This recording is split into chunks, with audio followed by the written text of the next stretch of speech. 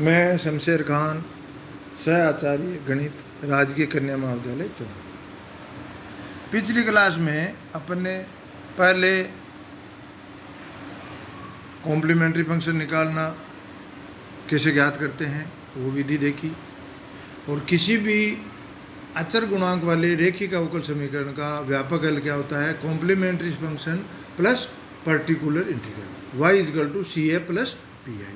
सी F तो साई समीकरण विधि से अपन निकाल लेते हैं, डी कैपिटल डी का मान एम रख करके उसे इक्वल टू 0 करते हैं और एम का मान निकालते हैं, और एम के मान के आधार पे अपन सी एफ लिख देते हैं, उसकी जो नियम है उनसे अपन सी एफ लिख देते हैं। फिर अपन ने पढ़ा, फिर दूसरा स्टेप कहाँ आता है, पी आई, मतलब समीकरण में इक्वल टू 0 की बजाय कोई अक्ष का कोई फलन हो, अचर हो, मतलब इक्वल टू 0 नहीं हो तो अपने को, यदि इक्वल टू 0 है जब तो व्यापक हल सी एफ, क्योंकि पी आई का मान 0 हो जाएगा और सी एफ ही व्यापक हल हो जाएगा, Y is equal to C F हो जाएगा।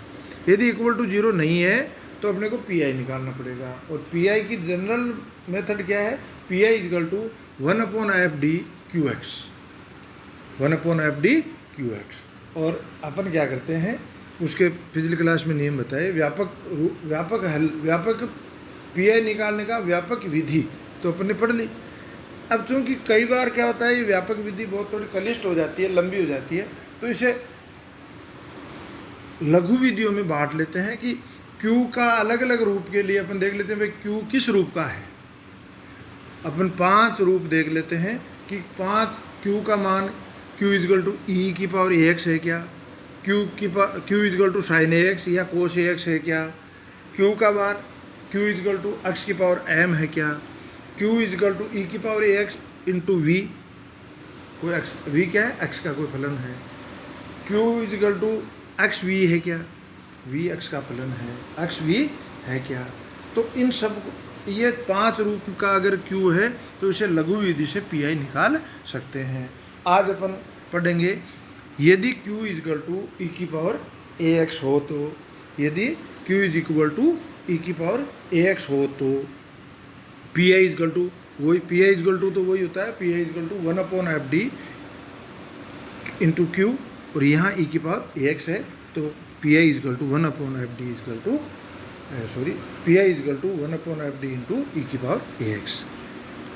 अब यदि एफ डी में d का मान a रखें और वो 0 नहीं हो रहा है, मतलब एफ डी की जगह d की जगह a रखें, तो फलन में d का मान a रखें और वो मान अगर 0, मतलब एफ ए का मान 0 नहीं हो रहा है, तो सीधा सा है कि अपना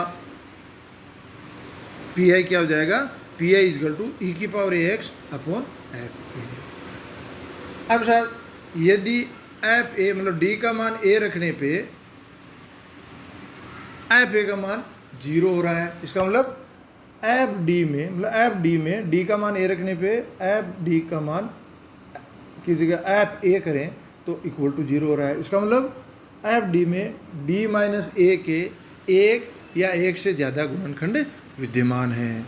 मान लिया F D is equal to a रखने पर, एफ डी में डी इजकल टू ए रखने पर 0 हो रहा है, इसका मतलब F D is equal to D minus a की power R into five D, मतलब सारे डी माइनस ए के सारे गुणनखंड अलग कर लिए तो डी माइनस ए की पावर आर इंटू फाइव ए है, जहाँ फाइव में डी की जगह ए रखने पे 0 नहीं हो रहा। क्यों नहीं हो रहा, क्योंकि डी माइनस ए के सारे गुणनखंड अपन ने बाहर कॉमन ले लिए।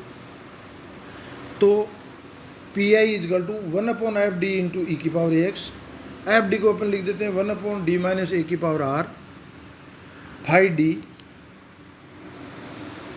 ई की पावर एक्स, और इसका ये सीधा सूत्र है, d माइनस ए की पावर आर है तो अपने पास इक्वल टू में आएगा x की power R upon factorial R, और 5d की जगह 5a ई की पावर ax, ये पी आई हो जाएगा। अब आगे है 2 क्वेश्चन देखते हैं।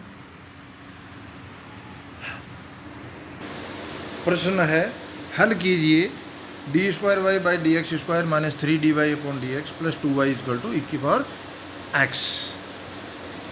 दिए हुए समीकरणों को अपन लिख सकते हैं capital D square minus 3d plus 2 कोष्टक के बाहर y इजकल टू ई की पावर x। सबसे पहले इसका CF निकालते हैं तो इसकी सहायक समीकरण लिखते हैं m square minus 3m plus 2, m का मान निकालें तो m इजकल टू 1 और 2 आता है, तो CF हो जाएगा C1 ई की power x plus C2 e की पावर 2x।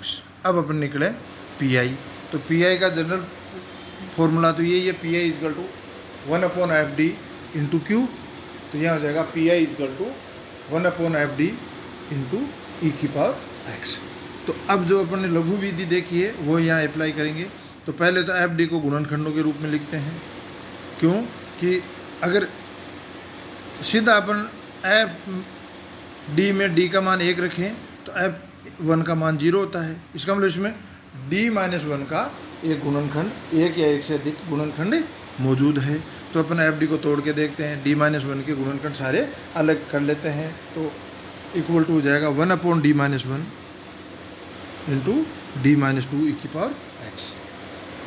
अब इसमें जो इसका अपनी विधि का सेकंड पार्ट है, क्योंकि D-1 का गुणनखंड मौजूद है, F1 का मान 0 होता है, इसका मतलब इसमें एक या एक से ज़्यादा D-1 के गुणनखंड मौजूद है। अपन देखते हैं कि इसमें D-1 का एक गुणनखंड मौजूद है, तो अपन ये फॉर्मूला लगाएंगे तो x की पावर r, x की पावर 1 अपॉन फैक्टोरियल 1, और D-2 ये क्या है फाई D, इसमें फाई 1 करें तो ये जाएगा -1 ई की पावर गुणा में ई की पावर x। तो इसे सिंप्लीफाई करें तो PI का मान आता है -x ई की पावर x। अतः समीकरण का व्यापक हल होगा y is equal to CF plus PI या y is equal to C1 e की power x plus C2 e की पावर 2x माइनस x ई की पावर x। अगला क्वेश्चन है, हल कीजिए कि d की पावर 4 माइनस a की power 4 y is equal to cos hyperbolic ax। तो सबसे पहला अपना काम करेंगे, आपको अगर आगे का नहीं आए तो CF तो कम से कम निकाल ही देना है।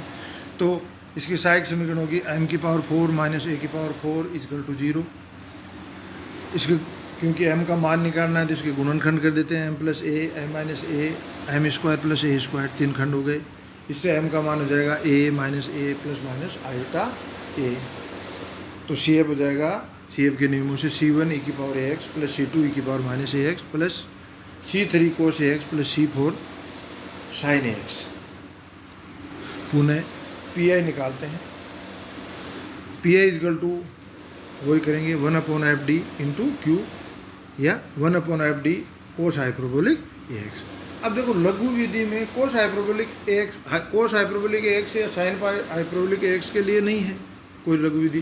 तो अब इसे जनरली जो जनरल फॉर्म है, जनरल विधि है, या उससे अपन यदि FD निकाले तो बहुत कलिष्ट है।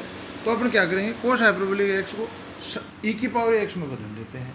ई की पावर x में बदलते हैं तो कोस हाइपरबोलिक ax का मान होता है ई की पावर x प्लस ई की पावर माइनस ax अपॉन 2। तो इसे गुणा में लिख देते हैं और दो टुकड़े कर देते हैं, 2 भाग कर देते हैं, और दोनों अलग अलग भाग को अपनी विधि से सोल्व करके और मान निकाल लेते हैं। तो पहला भाग तो जाएगा 1/2 1/D-a d plus a d square plus a square e की पावर ax। तो इसमें नीचे d का मान a रखें तो 0 हो रहा है, इसका मतलब एक खंड और एक से ज़्यादा खंड D-a के हैं।